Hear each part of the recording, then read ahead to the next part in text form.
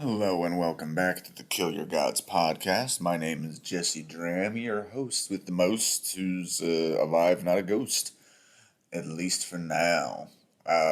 Welcome as we dip into the sandy depths of Dune. Frank Herbert's Dune, not his brother Greg. Greg Herbert's Dune is quite bad and full of very unpopular political beliefs. Guys, I'm sorry the podcast is a little bit late. I lost my job. Yeah, been a rough week here for the old Dram family. We had a meeting scheduled, a Zoom meeting scheduled. Oh, Zoom, how you have betrayed me. We had a Zoom meeting scheduled August 20th with the CEO. Nobody knew what it was about. And turns out she fired like 5 or 6 of us all at once.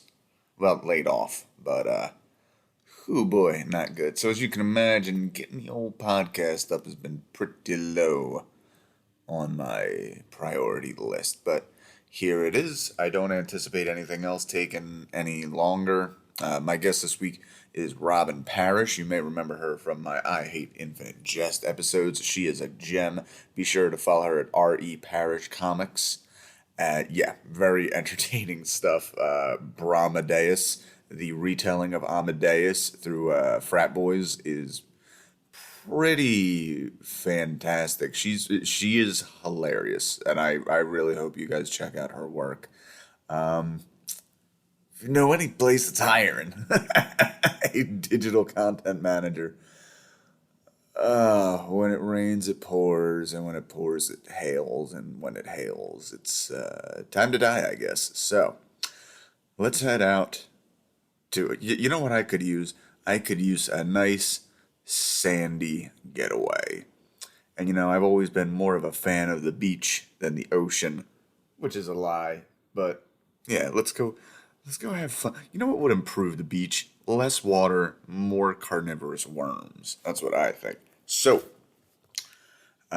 pages 0 to 98. The first chunk. Book 1, Episode A of Dune. Go check it out, guys. Bye.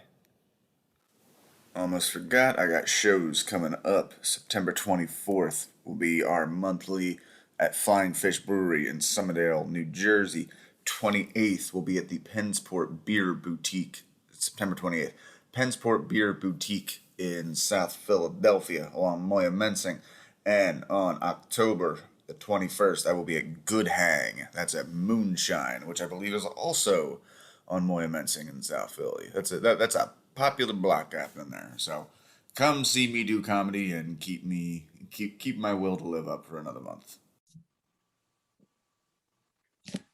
Kill Your Gods podcast. We have wrapped up Harry Potter and the Sorcerer's Stone, and now we dive back into the world of a slightly harder, more in-depth Byzantine fiction.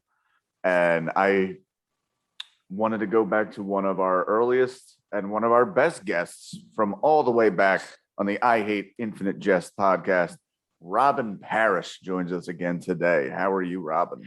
I am great. Very excited to talk about Dune. As you know, I was barely restraining myself from talking about Dune during the Infinite Jest episodes. So that's right. You were always going to be one of the first guests for this because yes. you were. I think you were in like the first 10 episodes of I Hate Infinite Jest, and even then, you're just like, have you read Dune? Dune's really good.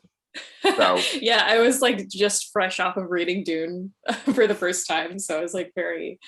It was in the sort of forefront of my mind at that time. It hasn't quite great because much like Infinite Jest, I have only read as much as like up to what we're going to discuss today. And it's interesting, but man, Frank Herbert really just throws you into sink or swim in the sand. Yeah, absolutely. What I like to say about Dune is like the reason I love it so much, and I had such like mixed feelings when I first finished it, because in a lot of ways, and I hope I don't get killed by Dune fans for this, the writing is kind of bad. Like the dialogue is not what I would call good exactly. Like the world building, the religion, the ecology, the science stuff, so cool, like unparalleled. Like I just fascinating and deeply thought about, and like it makes the book so compelling. I like to say that Dune is like sort of like a Mobius strip where like one side is like good and the other side is bad, and it's both at the same time. The same thing with it, like the politics, like Dune is both woke and unwoke. It is like a Mobius strip of that, like which you'll see more as you read the book. The gender politics are fascinating. Okay, yeah, I can tell there's a weird thing happening with women here. I mean, essentially already making them kind of like, if if they have any self-determination, they're kind of witchy Benny Garrison, which, by the way, I am going to be mispronouncing everything, and it's okay. you guys can just kind of deal with that. Yes. Yeah, no, the Benny Gesserit, which, sorry to correct you, the Benny Gesserit, that's fine. Just don't expect me to say it that way. Yeah, no, all the feet, like the thing is, I love Jessica as a character. She is like super compelling, I think. And in that way, for me, she succeeds as a female character. There is, of course, all the like weird Oedipal stuff that you'll see with her and Paul. And some, like in the sequels especially, some of the stuff she like thinks is I think questionable in terms anyway, you'll see but okay. I think she's a super fascinating, interesting, like 3D character. Yeah, I like her. I'm liking her so far. Speaking of so far, I went a little bit too far. Let us know anything you have to promote, anywhere we can find you. Gotcha. Yeah. R.E. Parrish Comics, REPARRISHCOMICS. That's my handle on pretty much every website. And yeah, I do comics. I've done a Frank Herbert comic before about this exact thing that I'm talking about. So I can send that to you after the show. Yeah, go check it out, R.E. Parrish Comics, because they're all great. I want to see more Brahmadeus. Oh yeah, it's coming. I'm finishing it this month, so yeah, awesome. Finally. All right, so let's dip right into the summary. Same rules as always. Anytime you have anything to say about anything, just tell me to shut my stupid face and we'll do that. Awesome. All right, starting off with quotes. A duke's son must know about poisons. Here's a new one for you. The gom jabber, it kills only animals. Ooh. All right, Dune begins on the planet Caladan, which is ruled by Duke Leto of the House Atreides. This house is one of the families that rule over the planets and planetary systems of the universe. Duke Leto's son, Paul, is in bed when his mother, Jessica, and Reverend Mother Mahayam check in on him. The old Reverend Mother mutters that Paul may be the Kwisatz Haderach. Again, don't care how that's actually pronounced. Not too far off, so you're good. Perfect. The one who will bring about important changes in the universe. The Reverend says the next day, Paul will meet her gom jabber, an instrument that poisons and kills instantly unless he passes her test. To test whether Paul is human, the Reverend Mother has him put his hand into a small box, which brings great pain to Paul, but he knows that if he moves, the Reverend Mother will stab him with the gom jabber. She keeps it like at his neck the entire time, right? And by the way, this summary is doing a better. It doesn't say any of that. It just says there's the gom jabber and the Kwisatz Haderach, and like with no explanation, you kind of intuit like space Jesus, always space Jesus. Exactly. Yeah. Having just read Harry Potter and just like it, literally the same plot. Just like, by the way, you're magic Jesus. Although I guess Paul is in a slightly more elevated place than living under a cupboard in evil fat people's houses. I had not realized in Harry Potter how evil all fat people were. Yeah, that is true. Actually, I've not read that since I was a kid, but you're not totally wrong. Maybe Hagrid might be an exception, but Hagrid is husky. He's husky. That's true. He's big on all sides. Yes. He passes Mahayam's test, which means he is a human being and not an animal. He then discovers that Jessica took the same test long ago and that the Reverend Mother was her teacher at the Bene Gesserit school. So yeah, Paul's actually getting like a little indignant because he's like, this lady's being kind of a bitch to my mom. But the mom is very deferential and pretty much like she was my teacher. Mm-hmm. And yeah. Space eugenics space nuns. You love to see it. Yeah. It's basically what they are. Wait, where do the eugenics come in? Oh, you'll see. Don't worry. I'll see. Okay. You will. Okay. Basically, the sort of difference between the animal and the human being kind of plays into that, where they're making sure he's a sort of elevated life form, I guess. Okay. Well, they leave one of the things being left out of the summary is the fact that it's not the oh, you failed the test. Oh well, back of the line, Anakin, you have to stay on Tatooine. No, it's if you fail the test, you're dying. That's how we know. Yep. That it is a test you definitely want to study for. Yeah, pretty ruthless. Yeah. The two women reveal to Paul that something terrible will soon happen to this house of Atreides and his father will die. The two women tell Paul that the Duke's death will happen soon after the Atreides move to Arrakis, the desert planet, now ruled by the Atreides' mortal enemies, the Harkonnens. So, you talk about, are Harkonnens an entirely different alien species, or are they like a house? All right, I'm gonna drop some Dune lore onto you. Do it. There are, and I'm like 99% sure of this. In the Dune series, there are no aliens. All advanced life forms that you sort of encounter, these sort of different like species, kind of doing scare quotes here, are different human evolutions, like different ways that humans have evolved and sort of specialized. So the guild navigators that you'll see pretty soon. And have you seen the movie, like the David Lynch movie? I have not. I've seen clips. I know it's legend. We're going to do a whole episode on just that. Oh hell yeah! Yeah. The entire idea with the scheduling of this is we're doing this just as the new Dune movie is coming out. I was going to say that the timing is great. You're going to get, lots of people interested, I think. But yeah. We're going to do all of Dune. Then we're going to do an episode on the David Lynch movie. And then we're going to do an episode on the new movie. Flawless. Yeah. So the Guild Navigator is sort of this iconic thing, especially from the Lynch movie with the big like squid in the tank. And it's like this big psychic squid that they like wheel in at one point during the movie. But that is actually like a human sort of evolution branch as well. So the Harkonnens are just, I think, pretty much regular people. They're just a different like clan, like a different royal family or like noble family, I guess. Since this is all sort of like, I don't know, this is sort of returned to a feudal kind of system. So there's different like families that are all fighting each other. Okay. You know what? I'm actually realizing that part of the reason the names of the families are throwing me off and making me think aliens, aside from the space thing, is weirdly enough, I'm just remembering now as a kid, I was a big fan of the Animorphs books. And, and I believe they had like the different races and it was like the Yerks and like the Horks or something. It was something weird. It was like Horger Bethar. Now that I think about it, it was probably deviated directly from this. Yeah. But, definitely. I mean, you already probably see the amount that George Lucas ripped this off for Star Wars. Yes.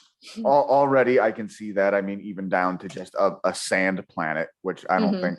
Well, so here's the thing. I'm actually working with two different summaries here. And as a result, I actually screwed up and missed the publication history I wanted to get into first. But oh, sure. Yeah. Whatever. I have never done books by the book. So that's fine. Book was written by Frank Herbert, American. After a 1957 novel of his was published, he traveled to Florence, Oregon, and studied literal sand dunes, where the U.S. Department of Agriculture was trying and failing to stabilize moving dunes with grass planting. Herbert wanted to tell the story of a messiah and believed that humanity was naturally inclined towards feudalism, as you just mentioned, the whole feudal structure, with where some led and those left to follow orders preferred to give up control and be ruled. That does sound a little brutal, but I mean, oh God, I was literally just in a Facebook argument about this where somebody was talking about how the pandemic has kind of ruined their opinion of humanity as a whole. And I do think we're kind of seeing that. We're seeing like the literal definition of like, this is why we, humanity, cannot have nice things. And, right. It is sort of pessimistic about human nature, I guess, the series a little bit. And I think a mistake that a lot of people make, and I don't think I'm ruining the book by telling you this, a lot of people read this book and make the mistake of thinking of Paul as a good guy. Like as part of this sort of colonizer, like noble family who comes in, and he's a spoiled little rich boy. Basically, and the whole religious element, as you will see as it is revealed to you, it's a much more cynical thing, sort of, than just, oh, someone is the Messiah. It is intentionally sort of the Bene Gesserit are a very interesting group of people, and you'll see sort of Herbert's attitude toward religion as well as his attitude toward, I don't know, charismatic leaders, and sort of that he's pretty anti that whole connection there, I guess, as you will see. But yeah, so it's just very funny when you talk to like some people, and it's usually people who've only read the first book, who are like, Paul is, a hero, and I'm not sure that that's true. He gets more explicit about it in the sequels, that is actually not the case. Okay. But well, I mean, I do feel it's almost like it is kind of immature to think like every kind of prophecy is going to end in like, not every chosen one is here to like exalt everyone and pull a Jesus and like, guess what, everybody, got you into heaven, thumbs up, you're welcome. Right. It could just be like, no, the chosen one who is destined to rule over all of us. Yeah. I think of my favorite horror movie of the last 10 years, Hereditary, where yeah. I love that movie so much. I've been wanting to watch it lately. I'm holding out for like a wet October night, especially perfect. in the new neighborhood. But, yeah, that movie, it's a cabal of witches. Could be called a Bene Gesserit. I don't know. Trying to bring their favorite demon into a proper vessel, and yeah, it would be weird to call that guy the hero of the movie. He's just watching his family getting murdered until he becomes an appropriate demon, which is the demon coming of age story. Yeah, I guess that's true. One thing I found interesting, and I never considered, but Frank Herbert wanted to write a Messiah type book. And he found that Messiah religions tended to arise from desert culture. Never thought of that. Really hard to argue when you think about it. I guess, yeah. That is interesting. I wonder if it has anything to do with it, or if it is just because like it is just sort of the Abrahamic religions all came from the one area, and a couple of them happen to have these sort of Messiah elements to them. Well, I mean, hey, even to think of Egyptian, which same area but precedes it by several thousand years. Horus is not too. I don't go the full. There's an atheist tact right now that Horus has the same exact story as Jesus, and that's not true. I don't think so. Yeah, but it's Bill Maher made the point, and fucking everybody's brought it up since then. But there is enough that it is still kind of messianic. Yeah. Another fun I'll have fact. to look into that. That's interesting. Yeah, it's weird to think how it makes sense that like different terrains would call for different things. Like I know for a fact that they said that Christian missionaries early on, when they first reached like Inuit people and Arctic people, had a real hard time selling them hell as a bad thing, because you'll burn in the fires of hell. Like, oh, that sounds warm, pretty nice. Yeah. Where there'd be more food than blubber. I know Inuits did not have Canadian accents, but anything else would be flirting with racism. Well, sure. Yeah, no, I think there's also this is totally unrelated, but one of my favorite Christian missionary stories is the sort of Christian missionaries who first went to Japan, and they were like, learning Japanese and trying to, speak with people in Japanese, and they used the Japanese word for God, which is like associated with like Shintoism. Mm. And so people were like, yeah, they're talking about the same thing, I think, right? They're, using that word. I guess that's what they're talking about. And then they realized it was a totally different thing, and sort of cooled on them. Oh, wow. Have you seen the movie Silence by Martin Scorsese? Yes. And the book is really good too. Yeah. Yeah. That movie I think that's a little bit later once they've sort of really started cracking down on the Christians, which honestly, I don't totally blame them. Oh yeah, no, I don't blame them either. I love the take in that movie. If you haven't seen Silence, it's about Portuguese missionaries in Japan when they're really cracking down on Christianity, and one particular Jesuit priest's realization that like, oh, these Japanese Christians are dying and they do not even actually understand what any of the gospel is. Like we have not, and due to cultural confusions like that, Mm-hmm. Yeah, no, the author of that is himself Catholic, Shusaku Endo. He's like a Catholic Japanese guy, and the book is possibly even bleaker than the movie. I need to read this. Highly recommend it. That's a bleak fucking movie. Yeah. The novel was also greatly influenced by Herbert's recent experiences with psilocybin mushrooms. Oh, that totally makes sense. Yeah. I haven't done mushrooms yet. I have to at some point. I'm a very panic attacky anxiety person.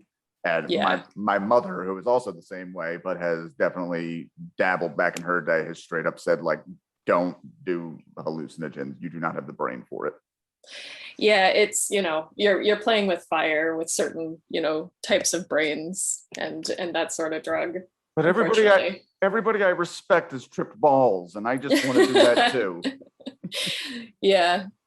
No, there's this whole debate about like whether this upcoming movie is true to the vision of Herbert. There's, of course, talk of the initial Dune movie that was supposed to come out in like the 70s, I think, the Jodorowsky movie, where he got like Mobius to do the sort of storyboards for it, and he got, I don't know, maybe the costume designs, I forget what it is, and there's like a whole book of like proposed designs and storyboards and visuals for the movie. And it is such a bummer to me personally. I am team Jodo here, because I think this, when I imagine Dune, I imagine this, it's sort of trippy and colorful, and so much of it is about like, these altered or like enhanced mental states. And I feel like any movie that you're sort of it is sort of disappointing to me to not take the opportunity to try to do something interesting visually with that stuff. So, well, one of the arguments I've heard about why the David Lynch version did not work as well is just the 80s were the wrong time in film to try to make this movie. Probably. Too much of like the zeitgeist bled into it and affected it, where it was always anything made in the 80s. It does not matter what time period it's supposed to be taking place. It still looks like the 80s. Luke Skywalker has fucking feathered hair in Empire and Return of the Jedi. Like, there's a reason. Right.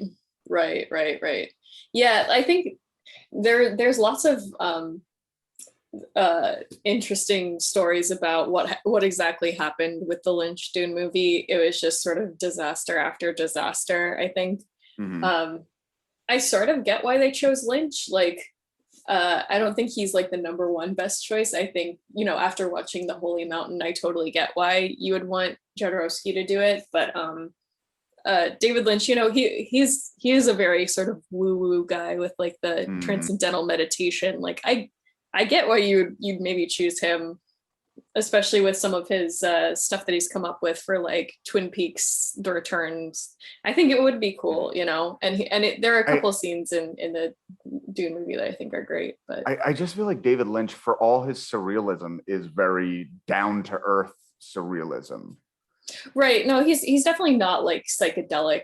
Yeah. That's not really his thing, but he's not the worst choice for the director Mhm. of Dune, I think. It's always crazy how these big choices happen, because like I actually think a very one-to-one comparison would probably be the choice of Peter Jackson to direct Lord of the Rings. Peter Jackson, when he was chosen for that, he had made one art house movie and 3 bonkers gory horror movies, and they picked him. And total, like, there is nothing in those previous movies. One of those movies is called Meet the Feebles. It's entirely made of puppets.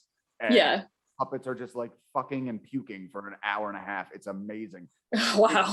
It does not make me think orcs and elves, but Yeah. like they pulled it off. Like I would say he actually had a much more like baser, not as impressive filmography than David Lynch already had at that point. Right. To be tasked with that huge thing. But yeah. All right. Anyway, let's get back into the summary. On another planet, the Fat Baron Harkonnen, again, fat people, evil. Like I'm saying, some of the politics of Dune do not hold up and some are good. I don't know. It's hard to say. Reveals his plot to his nephew, Fade Routha. We're going to get a bunch of wacky names. And again, sink or swim. And his servant, Peter, at a mentat, a person who thinks using logic and no emotions. The Baron has maneuvered the Emperor, the leader of the universe, into giving the planet Arrakis to the Atreides, again, that is Paul and Jessica and Duke Leto's family, in exchange for the planet Caladan. Although Arrakis is a desert planet and Caladan a lush one, this trade does not seem good for the Baron. Arrakis is rich in melange, a drug and spice that is an addiction for millions of people throughout the galaxy. The Baron has arranged this trade because he plans to kill Duke Leto and all his family once they are on Arrakis by using one of their own people to betray them. Peter trades barbs with his fat master. I don't know who wrote this summary, but they're mentioning it. As Fade Routha looks on passively. So, okay. So we're getting, we find out about the drug. I haven't gotten yet to it in the book. I'm very interested for a very like in-depth description of how this drug actually works, what the kind of effects are. It's awesome. I think it's one of the cool parts of the book is the whole thing with spice, and the reason why they super duper need it for transportation. Oh, they need it for transportation. Yes, and it's only found on a desert planet that they're gonna invade. Oh. This was written in the 60s, so this was before that would have been probably a little too ham-fisted, maybe for Americans, but right. Well, there'd been a long history of like opium moving before, you know, we started a goddamn war to handle it, but right. Yeah, not topical at all at the moment. I know, yeah. Like, I think a lot of this was very ahead of its time, talking about the sort of Western powers going into these desert areas for resources that they desperately need to keep their, you know, infrastructure going, kind of a thing. So I've had a joke I've been doing on stage lately where I pretty much say I'm a big fan of history and a big fan of Star Wars enough that I kind of confuse the two. As a matter of fact, I confuse Star Wars and 9/11 all the time. And talk about like, well, Luke Skywalker's not a terrorist, right? I mean, he was born in a desert and then Imperial forces killed his family and his home. He ran and found an old bearded man in a cave who indoctrinated him into his warrior religion. Oh shit, Luke Skywalker's a terrorist. No, and you will see as you go through Dune that a lot of that is from Dune. So nice. Okay, any reason to slag on George Lucas, I am down for. So if I'm going to find more stuff that he snagged up, I was just like sort of. And again, I hope I don't get killed by Star Wars fans for this, because, you know, I like Star Wars fine. But it's just very funny how much he took from Dune and then the parts that he seemingly sort of hastily changed and I'm sure I'll get corrected on this by Star Wars fans who know all the lore or whatever, but Dune is millions of years, or tens of thousands of years in the future.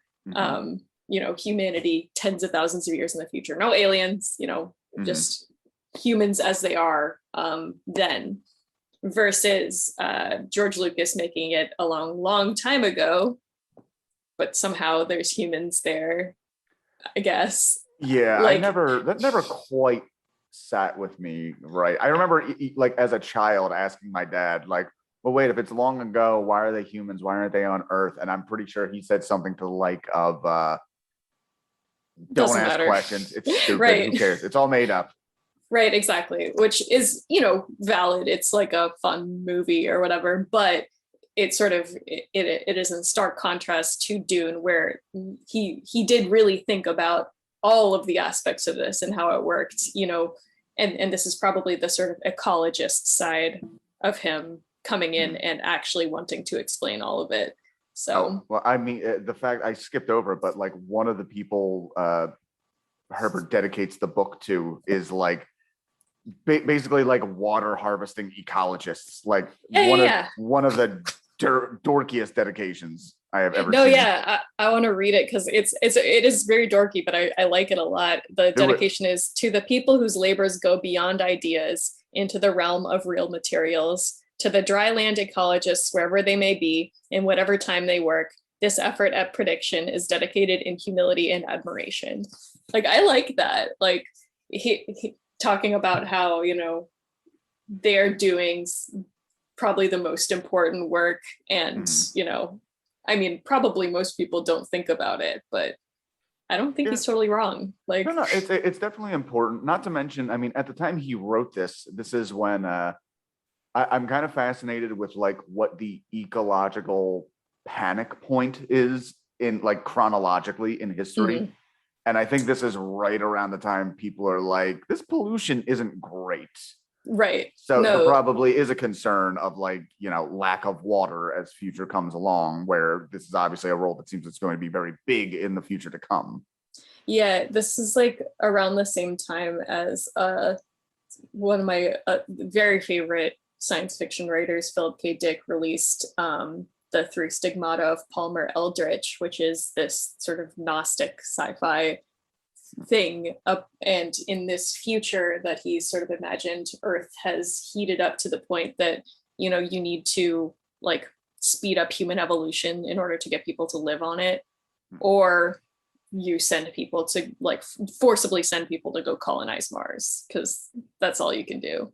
So interesting. Oh, just because I don't know if it's going to come up again, Star Wars. My cousin Frank, another I Hate Infinite Jest guest, has a 2-year-old son who they are both big Star Wars fans. I get a random call from Frank 2 weeks ago, and when I answer, he just goes, "Oh, hi, Han Solo.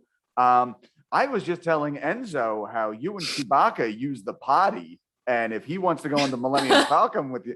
Long story short, I've gotten like 4 of these calls now, and I have to be Han Solo at the drop of a hat and talk about how important I couldn't have made the Kessel Run without using the potty like a big boy. That's very funny. I've already decided when I see this kid in person, I'm just going to pretend I've never seen Star Wars. Just like completely. So I'm going to be his Santa Claus, only it's Han Solo on a toilet. Yeah, that's excellent. All right. Back on the planet Caladan, the Reverend Mother Mahayam confronts Jessica and asks her why she did not have a girl in accordance with the Bene Gesserit's orders. So I'm guessing they can just kind of like pick the gender of their babies. That seems to be the implication there. Yes. So the Bene Gesserit have these sort of incredible mental powers, basically extreme mind over matter, where they can control each cell and molecule in their bodies consciously. Okay. So and they use that to achieve no boys allowed. Yeah, they can choose like, which, sperm fertilizes which egg, I guess. I only skimmed this, so I think that was the deal, and you'll see more of this sort of mind power later in the book. Okay. But yeah, so they sort of control exactly what goes on in their own bodies. Wow, I'm trying to think what I would control. I guess I would make my back not hurt, and I would also make my stupid ass fucking sleep 8 hours like I attempted to do last night. Didn't. So this is me getting on my David Lynch woo woo shit here, but I got into meditation a while back, and I've since not been as good at it at doing it, but one time I was doing meditation and I was focusing because I slouch all the time, so it makes slight backache like in the middle of my back, and someone told me to focus on that muscle group, and I focused on it for like 5 minutes, and then all of a sudden like every vertebra in that part of my back all like snapped at once. It was very cool. Yeah, it was very cool. Like I didn't move or anything. It just all went at once because I was focusing on it. So you can do it. I haven't looked into meditation as much as I would like. Much like psilocybin and LSD, everybody I know and respect really is into the transcendental meditation thing. And I mean, there's a lot of insanely successful people who do that. So I mean, maybe it must work. Mm-hmm. I don't know. I need to go spend some money and do that. If only to do things like make your back hurt less. Which if I can do just that, money well spent. Yeah. All right. Jessica replies that she had a son because the Duke wanted a son, an heir, very badly. Reverend Mother chides her, saying that now there is no daughter to wed a Harkonnen, the rival house of the Atreides, and seal the breach. Jessica and the mother both know. Oh, by the way, that finger thing I just did, I'm also in the process of reading brief interviews with hideous men. Oh, perfect. And there's that one thing where they say finger flexion all the time, and now I will never unthink that. Jessica and the Reverend Mother both know that the planet Arrakis is already lost and that the Duke is as good as dead. They talk to Paul, and he recites a dream he had in which he met a girl who calls him Usul. And he is basically he has prophetic dreams, and he knows he will meet this woman one day. Have you ever had a prophetic dream or something you would have liked to have been prophetic? No prophetic dreams. No, can't say I have. Maybe someday in the future if I meditate harder. What about you? I'm trying to think. I feel like I had something. I don't know. My dreams are very strange. This one wasn't prophetic. I just remember how weird it was. I'm sitting in a room, and it's a room from the Silent Hill video game, so it's already like spooky as shit.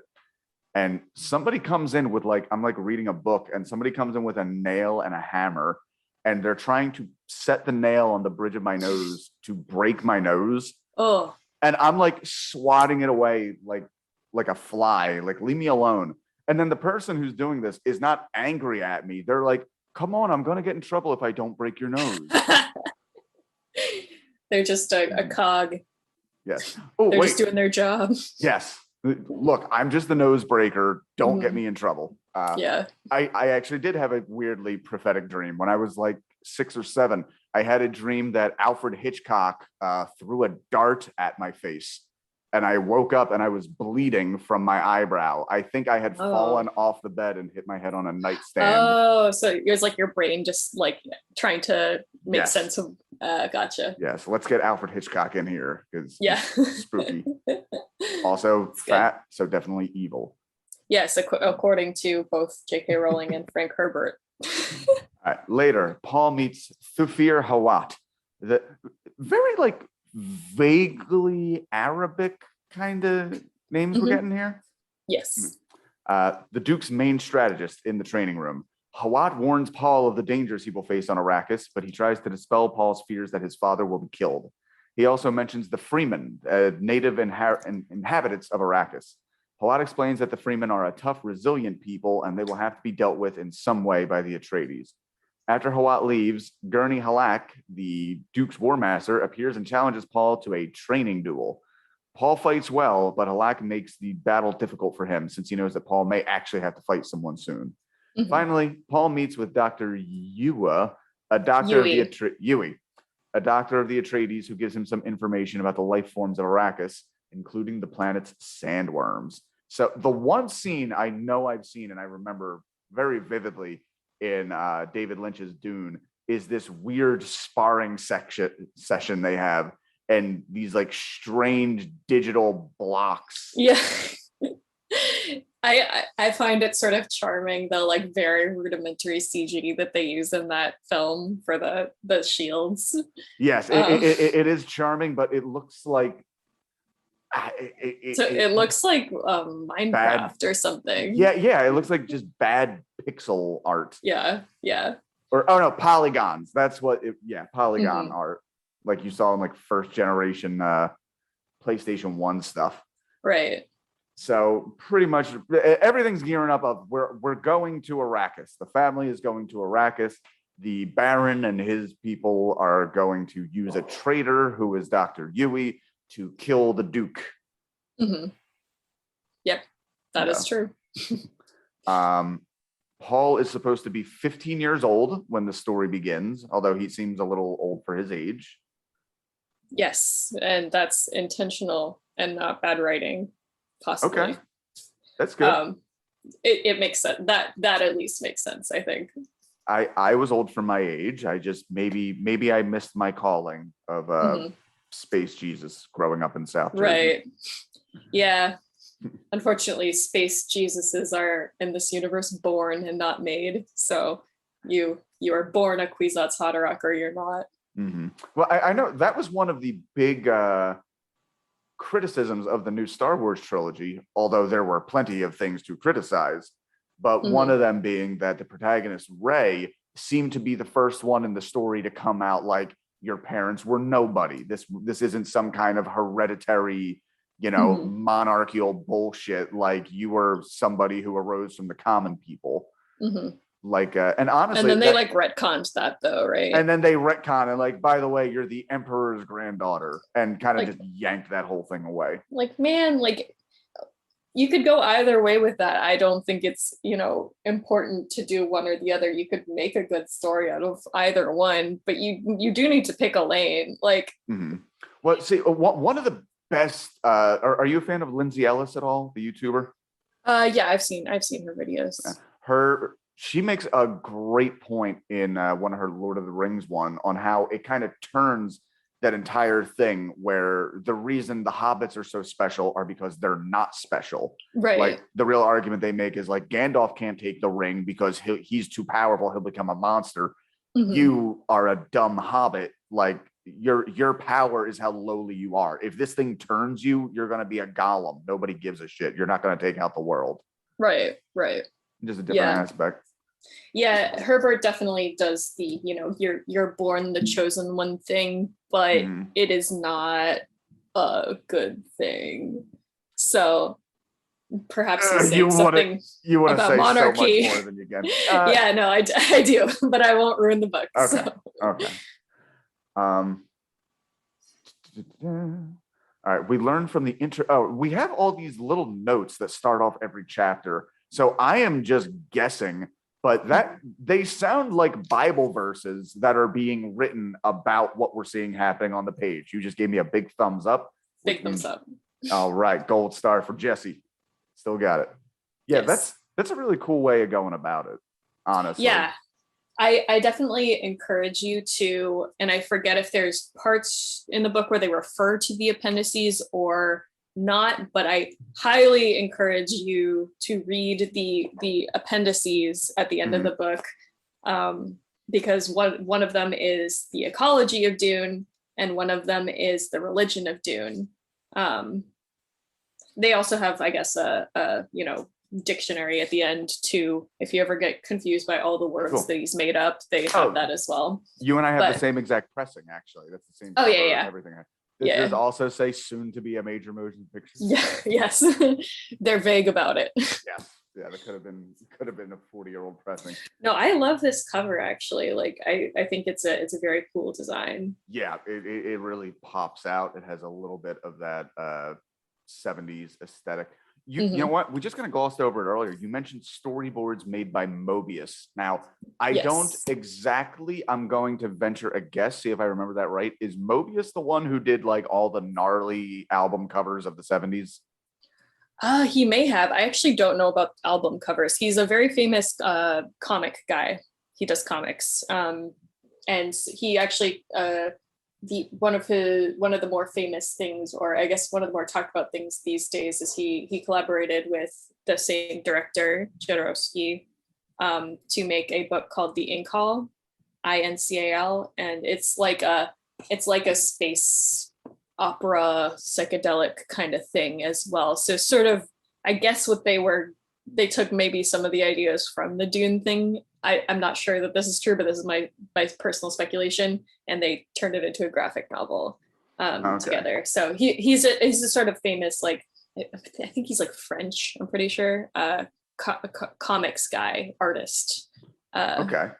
Yeah. So I see my confusion now. I was confusing Mobius for an English art design group called Hypnosis. And okay. Yeah, I was like, it's possible he made album covers. I'm not sure. Yeah. I just confused them. Yeah, that was the group. They made like Black Sabbath and Pink Floyd and some of like the biggest album covers ever. Gotcha. Yeah, no, Mobius is mostly known for comics, but extremely good artist. And you might if you Google some of his stuff, you might recognize the I style. saw a few things in there. Yeah. All right, cool. So we learned from the introductory biographical note, as well from Dr. Yui's own thoughts. That is something in the construction of the novel itself. He jumps perspectives quite a bit. It's not all from the perspective of Paul or even just his family. We see people where they are and in their own thoughts, which third person omniscient, if I remember my meager schooling correctly. We learn from Dr. Yui's own thoughts that he is going to be the traitor to the Atreides family, despite being a longtime family friend. Paul is joined by his father, Duke Leto, in Leto. I'm just going with Jared Leto pronunciation here. God in his own right, as we're finding out. Yes, Oscar Isaac in the new movie. Very good casting, in my opinion. Ooh, I didn't know he was in this. Okay. Yes. I first saw him in Star Wars, but then after the fact, I saw him in Inside Llewyn Davis. Yes. And he's so good. That Mr. Kennedy song is one of my favorite songs. It is so good. Actually, it's so funny. The first time I saw that, I was in college when I saw that movie, and I'd never seen Adam Driver in anything before. And he looks exactly like this one person I did Japanese classes with in college, who I think had like left campus for a while or was taking a break or something. And I saw Inside Llewyn Davis, and I was like, there's no way that guy went to Hollywood and is now in a Coen Brothers movie, but it looks exactly like him. And I was so like preemptively jealous. I was like, if he made it big and is in a Coen Brothers movie and I'm still stuck at William and Mary, I'm going to be so mad. But it was hilarious. Not. Also, with Inside Llewyn Davis and Star Wars and Silence, we've accidentally hit a trifecta of Adam Driver movies. Oh, yeah, that's true. That is ding, true. Ding, ding. He's such a strange looking man. He is. And he's going to be in the new Don DeLillo movie adaptation as well, speaking of Wallace and his, ilk. So excited to see how that movie goes. Nice. Okay, Leto admits that they are walking into a trap set by Baron Harkonnen, but believes that the Atreides can survive if they keep their eyes open. Leto reveals to Paul that the Harkonnen have been stockpiling melange, the spice drug, and plan to destroy the production of it on Arrakis while also obliterating the Atreides. Destruction of the spice supply would drive the prices of melange so high that the Harkonnens would gain control, while the Atreides shoulder the blame for the high prices. Leto tries to allay Paul's fears. Leto believes that the Atreides can beat the sneaky Baron at his own game. So at the time we are recording this, there is a whole Facebook trend of very narrow-minded voters. Pretty much, I see a post every day of like, gas is $3.30. Don't you wish Trump was back yet? Like, so we're kind of seeing that of just like, you see that with like different people sabotaging and like price fixing and Right. always leaving somebody else to hold the bag. I mean, that's U.S. economic policy in a nutshell. Right. That's very funny. Yeah. God, there's so much politics. I am curious. I would like to know. I would like to make a list of like the best drugs in fiction. Like melange and the spice has to be there. Yeah. The just because I thought about it, the drug from the Through Stigmata of Palmer Eldritch is pretty cool. Where it's sort of like a drug / entertainment hybrid. So you get sucked into this world by taking this drug, and that kind of thing. You got Moloko Drinkum in Clockwork Orange. Yeah, true. Shit, what was the big one? The big one I just had in mind. It'll come back to me. The nightmare drug from Infinite Jest. Probably not. Oh, Jesus Christ. What was the name of that drug? I think it was like the DMZ, right? DMZ. Or something like that. Yeah. Yes. Okay. Soon the Atreides arrive on planet Arrakis. Lady Jessica meets her new servant, Shout Out Mapes, who is a freeman, a native of Arrakis. We've seen these people described, this woman in particular is described as like kind of wrinkled, a little brownish, but they have completely blue eyes. So I don't know how you picture this. I don't know what this is in the canon. Is it blue with an iris and a pupil, or is it just like golf ball blue? It's like blue. Like all of it. Yeah. Okay. Good to know. I need to know how to picture this accurately. This native, Shout Out, has been sent to test Jessica, and since she is a Bene Gesserit, a member of a special ancient school for women, Jessica passes the test. Jessica correctly identifies the strange knife that Mape shows her, calling it a maker, which has been ground from a sandworm's tooth. Maper refers to Jessica as the one and gives her the knife. And then we even get a weird thing of like she's going to sheath it, and then she says like, you can't put the knife away unbloodied. Like if you take it out, you need to get, so she like slices the poor Freeman lady. Oh, but then the interesting, it like clots and disappears almost immediately because they have to survive on so little water. Yeah. It's an interesting evolution. Oh yeah. No, all the water stuff is really cool. / I don't know. When I was like first reading the book, I was like, is this a grim version of the future when we run out of water? Well, it also makes me think a lot, and actually, I'm not sure what the timeline is. Let me look it up. But whenever I think of water in science fiction, I have to think of Stranger in a Strange Land.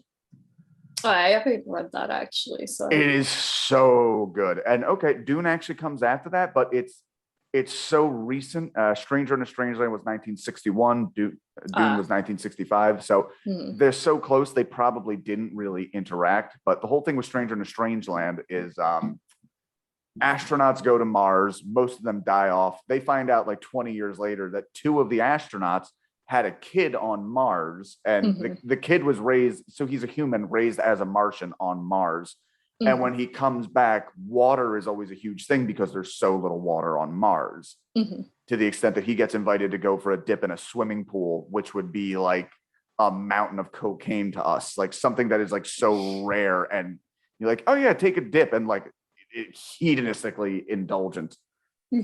But yeah, it's a very good book, but the author was way into non-monogamy, and that takes a huge chunk of the book up. Interesting. In an otherwise straightforward messianic kind of thing. Yeah, reading Dune, I wouldn't know about an author's sexual hangups taking up a huge amount of the book or anything. So damn, I don't know enough yet. I want to know. You will. Don't worry. What's his angle? What is he? Oh, there's lots of layers to it.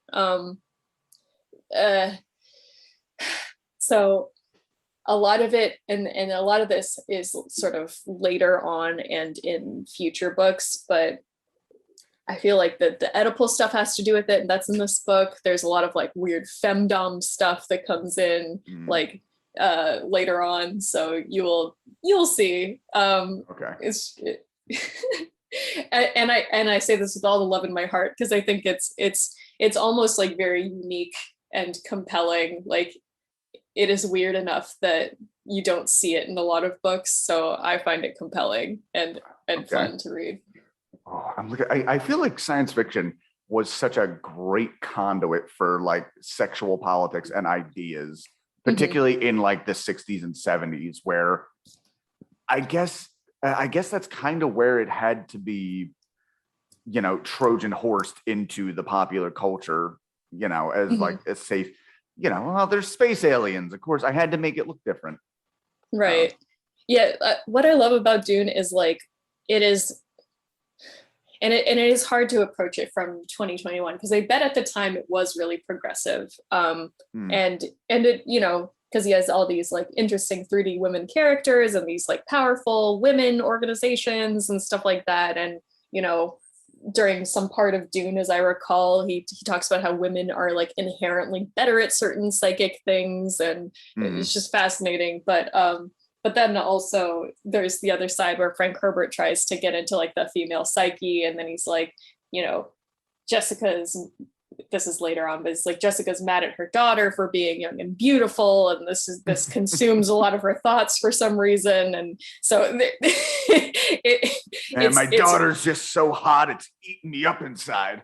There's a lot of weird thoughts that people have about their family members in this series. I will just say, that's another aspect that I think is just very strange. I don't know what Frank Herbert was on exactly, but. I'm looking forward to that. Here's something you can maybe fill me in. The Bene Gesserit, how much are they known to like the populace at large? Because it seems like Duke Leto is aware of them because he says it kind of like a curse word, but he's also a Duke. He might know these things. Is this like a shadow cult secret kind of thing? Kind of. So they are known of. People don't know exactly what they do or are what their exact like plans are. But they, you know, think they're like witches. They are not suspicious of them, probably correctly, honestly. And so people are not like totally on board with them. Perhaps again, it makes sense not to totally trust them, but. Okay, and it does seem. I mean, we see the servant girl is one of them. The high priestess, obviously. Jessica exists in a weird place in here. It's not in the summary, but now it's time to talk about it. Where she is the concubine to the Duke, but not actually the wife. And I believe the politics behind that is having a strong, powerful single man. You can always, you know, he can't marry her because pretty much there's no alliance to be gained. And it helps to have him available because that's always a dangling carrot that can be used to like, you know, make peace with or join houses at some point. So she's in this weird, like, she is the mother of his heir. In at least in that monarchical sense, there doesn't seem to be like the legitimization or bastard. Like if he is the son, then he is the heir. It doesn't matter how legitimate it is. Yeah. So marriage among these families is pretty much just a political thing. So you see this repeated with multiple characters throughout the series where they have these sort of loveless and in a few key cases like totally sexless marriages that are just political, and then your actual spouse is like a concubine or something like that. So okay, interesting. It is interesting. Another sort of fascinating thing that they get into later in the series is Paul's situation with that once he grows up. And Frank Herbert's like sort of the opposite of the Stranger in the Strangeland thing, the sort of extremely dogged monogamy that Paul pursues to extreme political detriment. Like it's just very funny. So I don't know why those words go very well together. Dogged monogamy. Yeah, the sort of sound repeating. Yeah. Oh yeah. So last little thing from that scene, Mapes refers to Jessica as the one. All right, getting close to wrapping up our section here. Jessica then goes to find Paul, but instead finds Dr. Yui. Paul is sleeping in the next room. Paul's sleeping in a lot of this first chunk. That's true. Yeah. I envy him. I am so tired. Jessica and Yui discuss Arrakeen politics, particularly the fact that some natives resent their rulers for the extravagant use of the water on the planet that is practically no water. Those dumb poors, what do they know? This is very similar to Mad Max Fury Road, where that's the entire setup is the main baddie controls the water supply for a small area in the desert. Other natives believe that Atreides bring hope to Arrakis, in contrast to the previous Harkonnen rule. Yui, who is desperately trying to conceal his traitorous plans from Jessica, who has Bene Gesserit mind abilities, reveals one small truth. His wife, also a Bene Gesserit, was taken and presumably killed by the Harkonnens. That's an interesting scene right there, because Dr. Yui knows he's dealing with Jessica. She's a Bene Gesserit. She can intuit certain things. Like, he's doing his best, no matter what he says, to not lie, while also not revealing. Also, I'm going to kill your guy and maybe your kid. Right. Yeah, and it makes sense if he was married to, a Bene Gesserit, like in the past, he probably knows how to keep most of those walls up. Yeah, true. You gotta, as a new husband, you have to learn how to lie to your wife. Right. Yeah, and it's harder when she's a psychic space nun. Yes. Yes. No, my wife's biggest complaint is I'm not good enough at lying to her. So, okay. In Paul's bedroom, a small robotic probe appears from behind the headboard and tries to kill him, but Paul manages to escape. Yeah, Paul is lucky in that, like, he can't really sleep. He's wandering around just in time to see this thing, like, come out of his headboard ready to kill him. And apparently this is so common a tool that he knows exactly what do they call it? It's called like a hunter seeker, I think. Hunter seeker. Yeah. Thank you. So yeah, he sees this thing and he immediately freezes in place, knowing that, like, this thing tracks movement. That's how it knows where things are.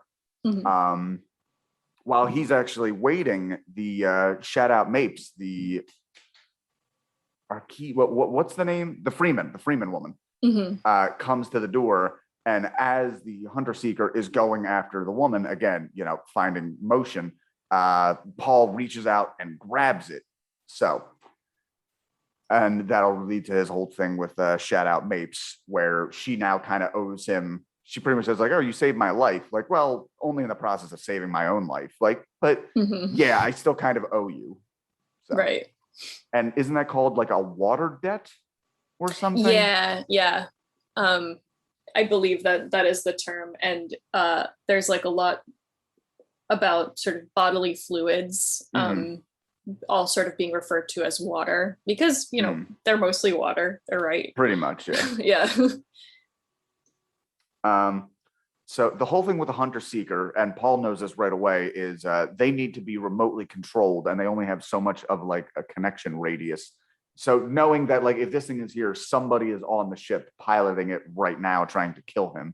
The Atreides troops find a man beneath the palace where he had been controlling the probe. They theorize that because they'd already searched the entire, palace. All right, here's one thing where I get a little confused yet. This actually lost me.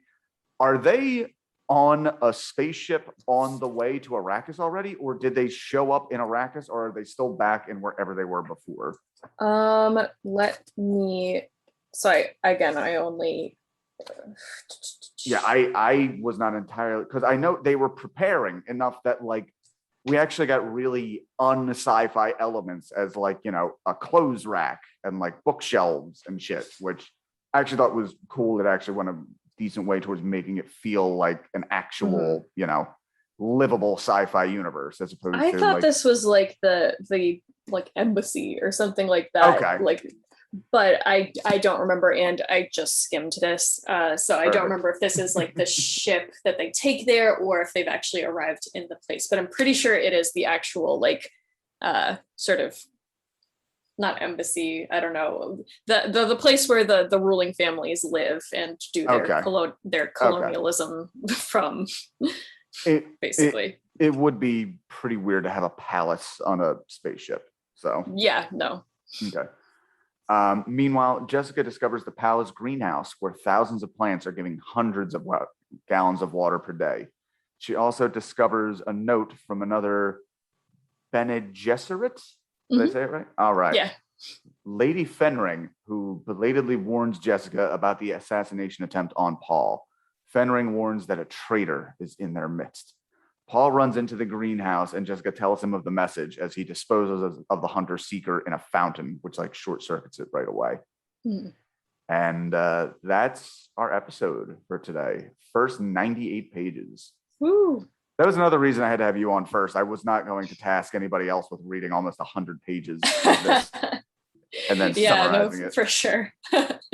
For sure. Yeah, it's always very fun to me to talk about all the sort of what makes this book up. So But yeah, hey, I love having you on the show because like I said, in my social circle, I am like one of the 2 or 3 most well-read. And the truth is I haven't read a lot of shit. I skipped out on years, but you really have your toe in this stuff. And I always like talking to people who know better than me. So oh, thank you. Thank you so much. Yeah, absolutely. Anytime. Awesome. Love Dune. Now I'm going to do the reverse of what I did before and recommend that before you or for the episode that you watch David Lynch's Dune, you should read the David Foster Wallace essay about David Lynch if you haven't already. Because do I have to? Yeah. Okay.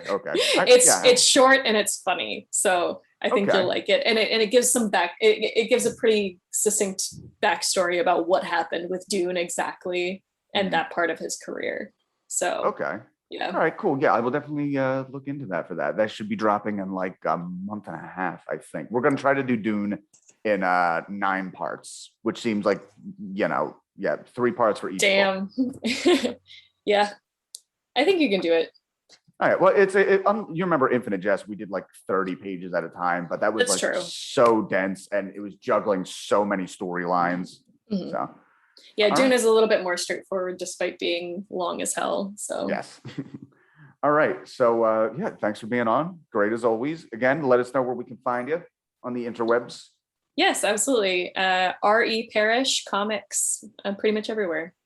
Parrish. ISH. Yes. Yeah. Go check out Brahmadeus. Brahmadeus is awesome. Thank you so much. All right. Gonna end it like I end every episode. Gonna stop recording, but you and I can still talk, and these peons can wait, and they're not privy to this recording. See you guys. Bye.